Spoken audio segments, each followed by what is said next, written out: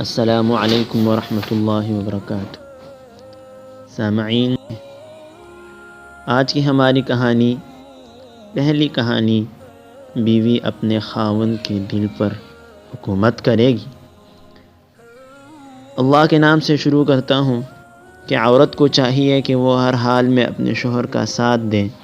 کوئی گھر کا فیصلہ ہو، خاوند کی رائے ہو، کوئی معاملہ ہو، اختلاف رائے ہو، کوئی بندہ کچھ کر رہا ہے اور خاوند کچھ کر رہا ہے، تو عورت سیدھا اپنے شوہر کا ساتھ دے۔ عمر بن عبدالعزیز رحمۃ اللہ علیہ جب امیر المؤمنین بنے تو انہوں نے اپنی بیوی کو بلایا اور کہا کہ تمہارے والد بھی بادشاہ تھے، تمہارے بھائی بھی بادشاہ تھے، اور اب میں تمہارا خاوند ہوں، میں بھی وقت کا خلیفہ بنا ہوں، لیکن میں یہ سمجھتا ہوں کہ پہلے لوگوں نے بیت المال سے ضرورت سے زیادہ پیسے لے کر اپنے رشتہ داروں کو دیا۔ میں چاہتا ہوں کہ وہ سب پیسہ بیت المال میں واپس کر دیا جائے۔ اس کی ابتدا میں اپنے گھر سے کرتا ہوں۔ تمہارے پاس جو ہیرے موتی کی جویلری ہے، یہ سب تمہیں بیت المال میں واپس کرنی پڑے گی۔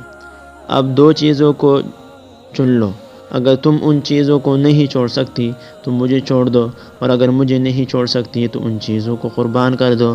فاطمہ مسکرائی اور کہنے لگی، امیر المؤمنین، میں اس سے کئی گنا چیزیں آپ کی خاطر قربان کر سکتی ہوں۔ تو یہ ہوتی ہیں نیک بیویاں جو اپنے خاوند کے دلوں پر حکومت کرتی ہیں۔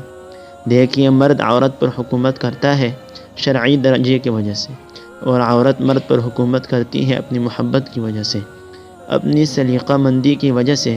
اس لیے شرعیت نے میاں بیوی کے تعلق کو کہا، ہن لباس لکم وانتم لباس لہن، وہ تمہارا لباس ہے اور تم ان کا لباس ہو۔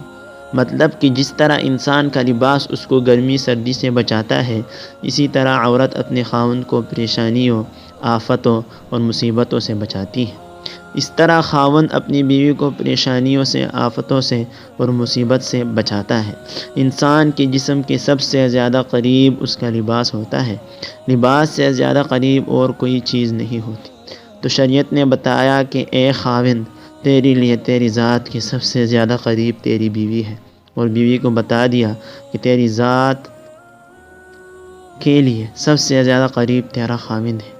اس لیے جو عورت اپنے خاوند کی باندی بنے گی، اس کے ہر فیصلوں پر اس کا ساتھ دے گی، اس کی خدمت میں پیش رہے گی، تو ان سب کے بدولت بیوی اپنے خاوند کے دل پر حکومت کرے گی۔ رب تعالی عمل کی توفیق عطا فرمائے، آمین یا رب العالمین۔ السلام۔